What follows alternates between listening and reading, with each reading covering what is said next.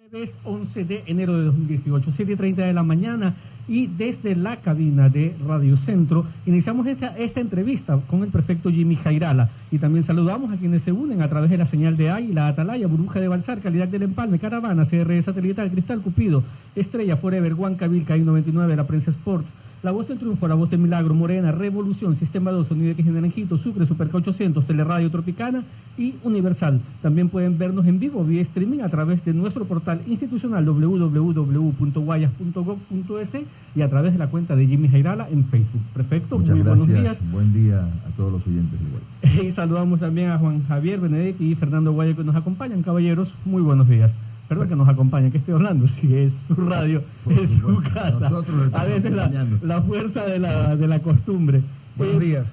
Prefecto y colegas, les robo 2 minutitos nomás. Yo sé que ustedes tienen muchos temas de la coyuntura que consultar.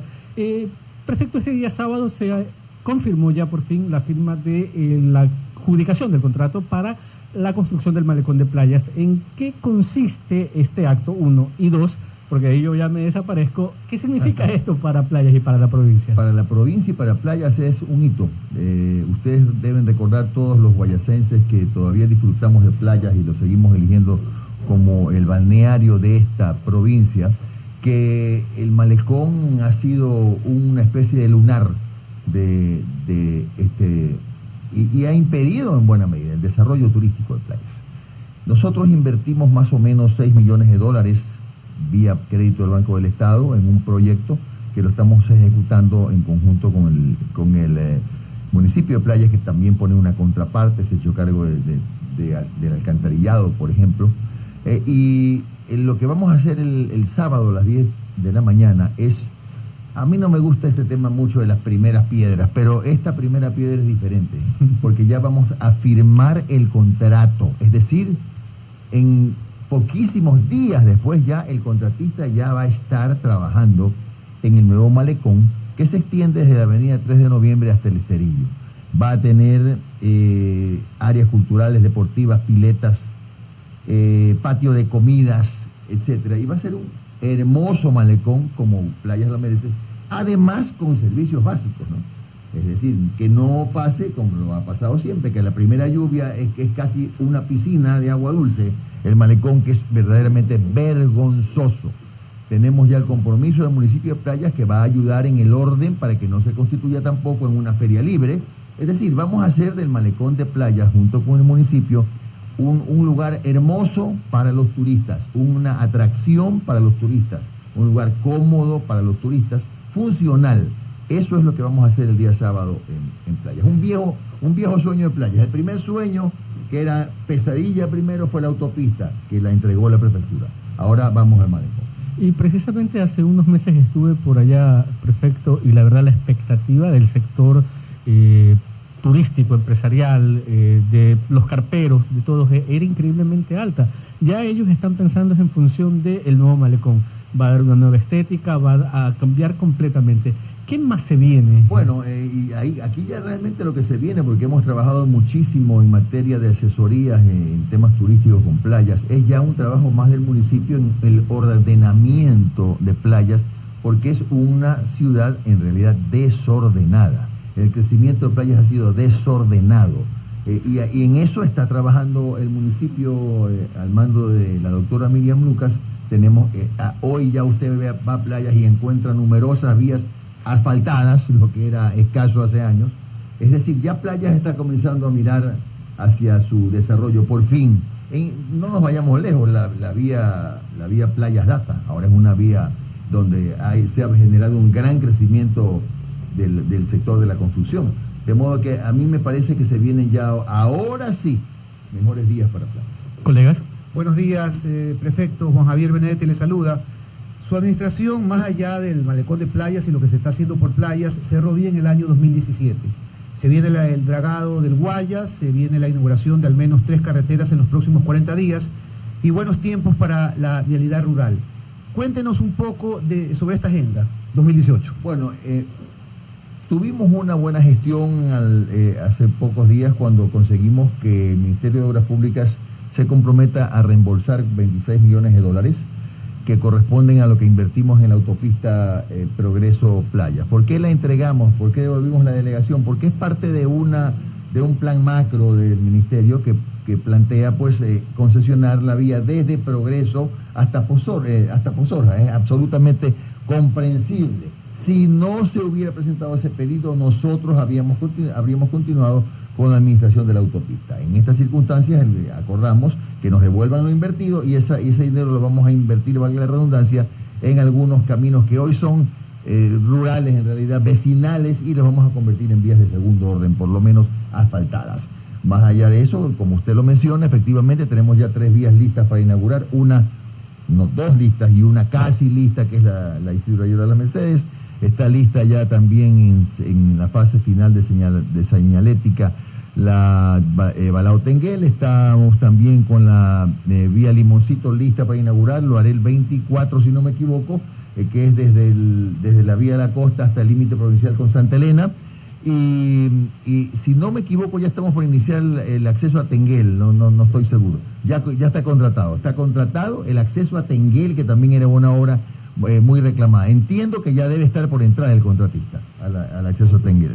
Hay todavía mucha obra pública, muchísima obra pública en camino, y con esos 26 millones seguramente también estaremos anunciando nuevas carreteras para la provincia de Guayas. Señor prefecto, usted lidera el Frente Somos Ecuador en Guayas. 30 organizaciones sociales, solo 2 membretes políticos. Matemáticamente es la mitad de los grupos que respaldan al presidente a nivel nacional. ¿Qué espera o qué busca este importante contingente de ciudadanos? Mire, Somos Ecuador en Guayas ya suma 40 organizaciones. Nosotros estamos dirigiendo, estamos en la Dirección Provincial Centro Democrático, y quien le habla. Hemos venido realizando de manera coordinada diferentes activaciones. Esta no es una campaña, como usted habrá notado, de gran difusión en los medios, en televisión. La pauta es sumamente pequeña, compartida por 36 agrupaciones. Tengo entendido que son $7.000 por pregunta. Es realmente mínimo, ¿no? Y seguramente todos estamos haciendo lo mismo, esperando para los últimos días usar esa pauta. Lo demás es la visita puerta a puerta, lo demás es las activaciones en las esquinas, en los barrios, qué es lo que podemos hacer, porque a nosotros, particularmente a Centro Democrático, y hemos compartido esa idea con Somos Ecuador, nos interesa que el voto sea responsable, que no induzcamos a los ciudadanos a que voten solamente sí, porque esto no es un match entre el presidente Lenín Moreno y el expresidente Correa. Cometeríamos un error si polarizamos las cosas y si nos dejamos llevar a este escenario, ¿no? Di sí si apoyas a Lenín, di no si no lo quieres a Correa. Eso es una barbaridad. A mí me parece que tenemos que aprender a vivir casi que de consulta en consulta. Esto es un ejercicio excelente. Y tengo, por ejemplo, un argumento muy interesante y por lo cual la consulta para nosotros tiene muchísimo valor. En la famosa pregunta de la reelección, pocos nos acordamos de un detalle, que la reelección fue aprobada el 3 de diciembre del 2015, si no me equivoco, por 100 asambleístas. Fue vía enmienda. Nos hemos olvidado de ese tema. Eso no le quita, sin duda, legalidad, pero se cuestionó en su momento la legitimidad. Ahora, el ciudadano es el que va a decidirlo. Y si el ciudadano dice que esa enmienda debe ser derogada y se pronuncia por la no reelección, será un universo de 13 millones de ecuatorianos, de los cuales ojalá la mayoría vote por la no reelección. Es decir, se le borra cualquier vestigio de ilegitimidad a lo que se resolvió vía enmiendas en 2015. Fernando Guayo. De una u otra manera es confuso, porque la gente sí tiene memoria y recuerda que todos aquellos que ahora están en contra de la reelección indefinida estaban a favor de la reelección indefinida. Y la verdad se rascaban las vestiduras y era más o menos que como un credo el aceptar, apoyar la reelección indefinida propuesta por el señor Rafael Correa. Pero qué bueno que las cosas cambien. Escuchaba el mismo discurso el día que tomó posesión del cargo la vicepresidenta, usando palabras allí, tratando de acomodar las cosas. los que pensaban de una forma antes ahora deben promocionar lo contrario. En todo caso, ese es el Ecuador, el pobre Ecuador desde el ángulo de el comportamiento social humano. Pero dejemos eso Fernando, a un lado. un punto de orden, así se llama el programa, ¿verdad? Un punto de orden. Pero es que la política no es estática, la política Sí, pero evoluciona. los principios son No se trata, estáticos no, en el Fernando, es mundo. que no estamos Los discutiendo un tema de son principios. estáticos. Estamos hablando de No que son elásticos. al ciudadano se le ha dado ahora la opción de decidir si quiere la reelección indefinida o no la quiere. En su momento, el pronunciamiento nuestro como Centro Democrático fue que teníamos que respetar la voluntad del ciudadano en ese momento representada De por 100 la personas. Asamblea. Era la voluntad de 100 personas. Claro, la voluntad de 100 personas que elegimos los ciudadanos. Ahora, el ciudadano, 13 millones de personas van a tener la oportunidad de decir, estoy de acuerdo o no estoy de acuerdo, o yo creo que sí debe haber reelección indefinida. Por supuesto, nuestra posición es que votemos conscientemente en las 7 preguntas, no un simple plan. 7 veces sí. No, es que sí, es 7 veces sí, pero ¿por qué vamos a votar 7 veces sí? Porque mañana o pasado puede pasar que el presidente de la República nos induzca a otro proceso de consulta. Y es fundamental recordar una cosa, y ustedes también la recuerdan bien, tampoco es que una noche Lenín Moreno se despertó, se desveló y se le ocurrieron las 7 preguntas. No, señor, 2.800 preguntas llegaron, preguntas, proyectos, etcétera, de diferentes maneras llegaron al Palacio de Gobierno. Y de esas 2.800 casi, 700 movimientos sociales y partidos políticos aportaron. Entonces, sí se puede decir que es un tema, si bien no consensuado, pero por lo menos que recogió los criterios de la gente de a pie, de los ciudadanos, de los movimientos, de los colectivos sociales. Eso es lo positivo que tiene esta consulta popular. Sin duda. Vamos a ir con temas muy importantes, trascendentes. Escuché en algunas intervenciones suyas preocuparse por el tema de la deuda externa y ahora precisamente por una decisión muy acertada se ha creado esta veeduría. Sí. Veeduría que está ya haciendo su trabajo y que los resultados, esperamos, deriven en responsabilidades de carácter civil, por supuesto administrativas y a lo mejor a futuro, si ahí le interesa, hasta penales, porque hay muchos quebrantos a lo que establece la ley y además la Constitución fija responsables y pone al presidente de la República, pone al ministro de Finanzas, son las personas que primeramente podrían tener un impacto fruto de estas investigaciones. Casi 60.000 millones de dólares se dice es la deuda externa que tiene el Ecuador, pero esta auditoría determinará a dónde fueron a parar esos recursos. Los recursos de deuda externa no se pueden sino usar en lo que es inversión, no en gasto corriente o gastos permanentes. Pero da la impresión de que en el Ecuador más se usó en ese ámbito que en el que le dicta la Constitución. ¿Cuál es su posición frente a esto de cara, por ejemplo, a resultados que comprometan a estos personajes que estuvieron 10 años en el poder? A mí me parece, Fernando, que no hay que molestarse por una veeduría. La veeduría lo que va a hacer es lo que la ley le permite, que es un acompañamiento, pero que al mismo tiempo no significará solamente ver, sugerir, sino también aportar. Seguramente que deben tener algunos documentos, algunos criterios que serán observados por los auditores que son los funcionarios de la Contraloría. Finalmente lo que ha hecho la Contraloría es asesorarse o dejarse asesorar, permitir asesorías de ciudadanos que tienen experiencia en temas de deuda.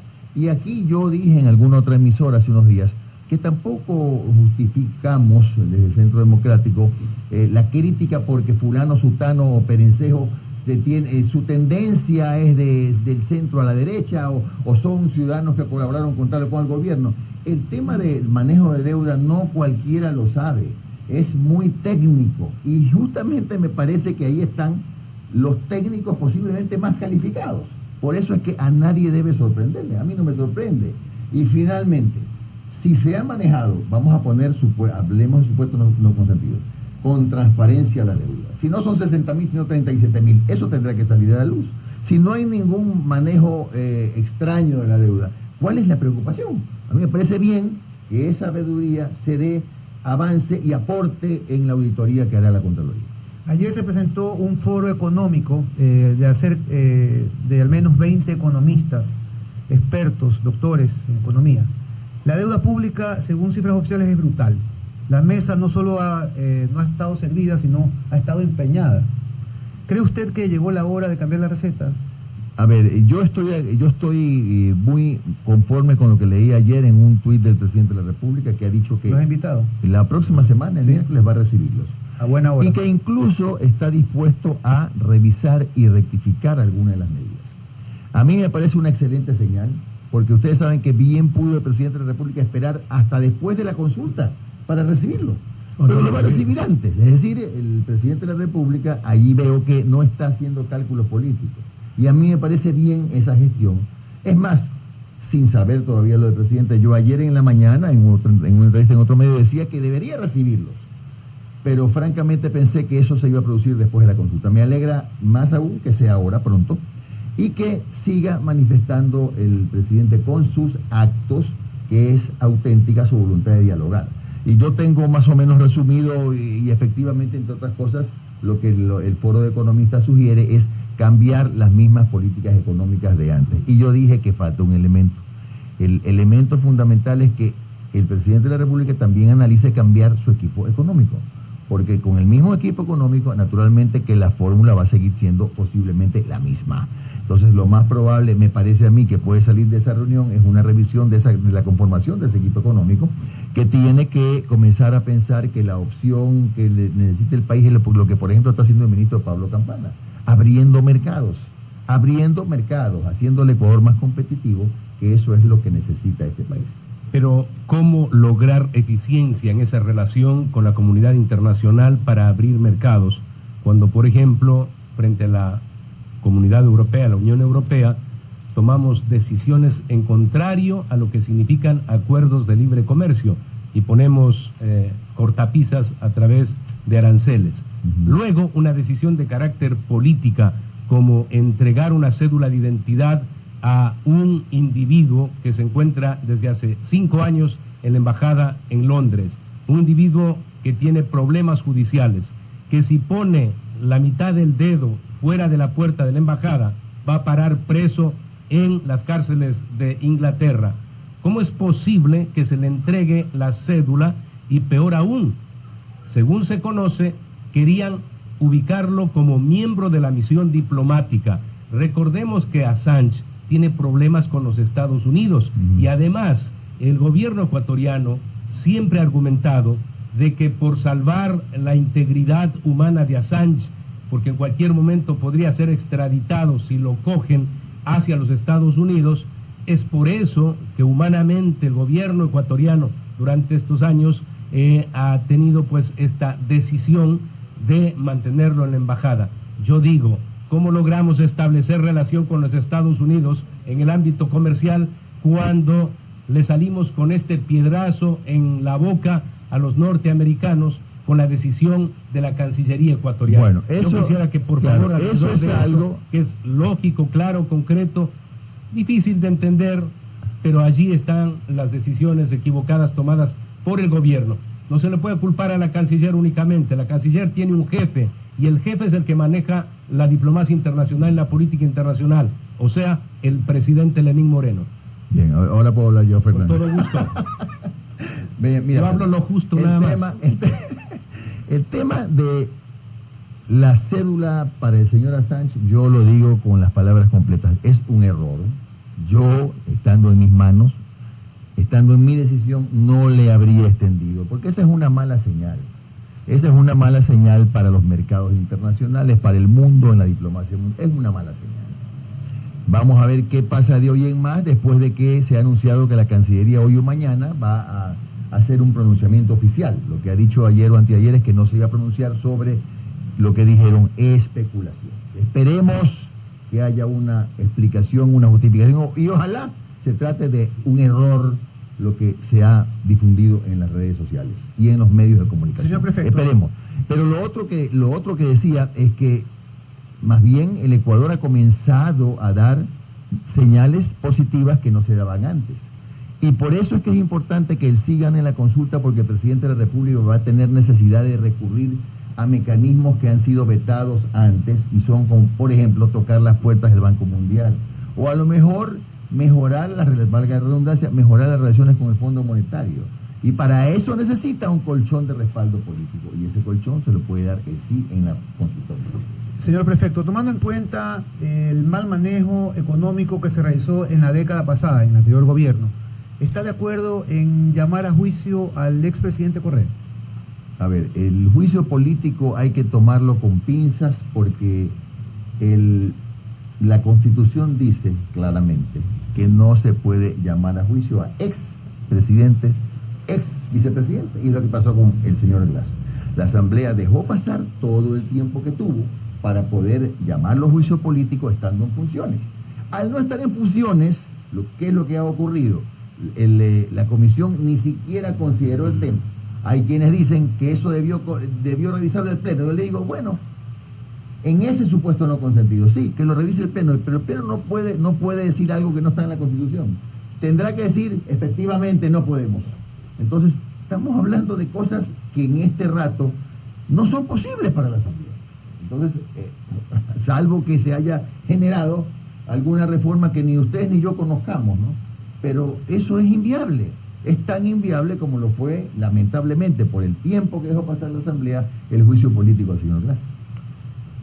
Si es que en la consulta del 4, la mayoría de los ecuatorianos se pronuncia por el sí en todas las preguntas, resulta que va a haber un consejo de participación temporal que va a hacer lo mismo que hizo el consejo de participación actual equivocadamente. Ustedes de la idea de que, por ejemplo, ese nuevo consejo, obviamente porque sus funciones son tales, elija al nuevo contralor, al nuevo fiscal, que no sean los que están, los que prosigan en el cargo, que se dé verdaderamente un cambio absoluto. ¿Es decidida usted? A mí me parece que lo que debe hacer ese consejo de transición es nombrar provisionalmente a otros funcionarios en esos cargos sensibles.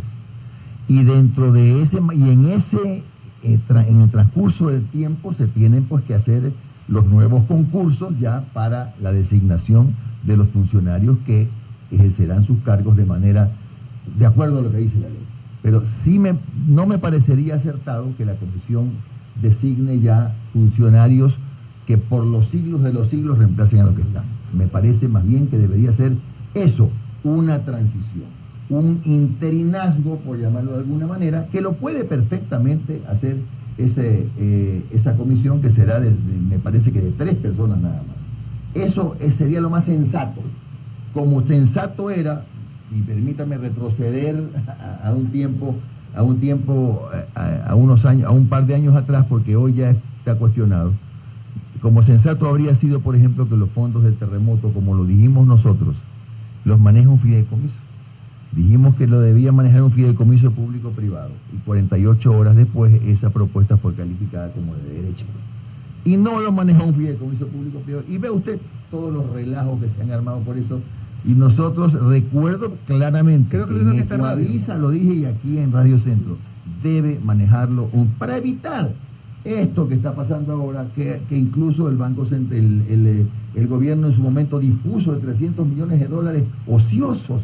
Entonces, eso no hubiera pasado con un fideicomiso público-privado. Más o menos lo que pasa con los recursos de las vías concesionadas, que van a un fideicomiso, y allí el control es mucho más riguroso. Eso debió pasar, no pasó. Pero bueno, hoy se está recogiendo, están recogiéndose los escombros de lo que se hizo mal, y eso debió pasar. Ese fideicomiso habría evitado que se especule con los recursos para Manaví. Sí.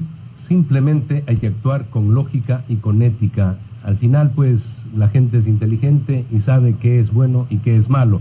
Pero en el Ecuador estamos dejando pasar los errores de buena fe y de mala fe, porque echarle mano a esos recursos y argumentar de que era dinero ocioso, lo que tiene que llevar es a que el señor ministro de Finanzas mañana ya no sea ministro de Finanzas. Hay otro problema. Pero sería bárbaro que nosotros sigamos permitiendo todo lo que hacen, y aquí en esta entrevista, pues a todas luces, me imagino todos, no solamente quien emite este comentario, considera que son errores imperdonables, el de la señora canciller, el del señor ministro de Finanzas. Hay otro tema, Fernando, que también tiene que ocuparnos tiempo, y estoy seguro que ya el presidente de la República está en autos, que es la situación del Seguro Social. No sé si ustedes tengan claro lo que significa para el Seguro Social que ya el Estado no aporte con el 40% de su contraparte para el fondo jubilar. No sé si tengan claro que la deuda del Estado con el seguro esté ya en 2.800 millones de dólares. Eso quiere decir que de aquí al 2025, más o menos como el petróleo prevendido, con el que no cuenta el Ecuador, el IES va a atravesar muy serios problemas de liquidez. Entonces, ese es un asunto también que corresponde analizar. Podemos seguir, puede garantizarse la sostenibilidad económica del IES sin la contraparte del Estado para el fondo jubilar. Hay que revisar ese tema que nos estamos olvidando, seguramente, claro, por los otros temas grandes que están apareciendo. Pero bueno, la deuda, por último, se pagará en parte. Pero si el Estado deja de aportar ese 40%, el golpe para el fondo de jubilación es grande. Eso tienen que revisar. Señor prefecto, volviendo a la consulta, si ganara el sí en la pregunta sobre la reelección indefinida, ¿usted tendría que postularse a otra dignidad o dedicarse a fortalecer su movimiento? Una de las dos cosas, efectivamente. La una puede ser la candidatura de alcaldía de Guayaquil, posibilidad. Y la otra es, efectivamente, dejar pasar estos tiempos, terminar el periodo y fortalecer durante este tiempo y lo que reste del 2021 el Centro Democrático a nivel nacional.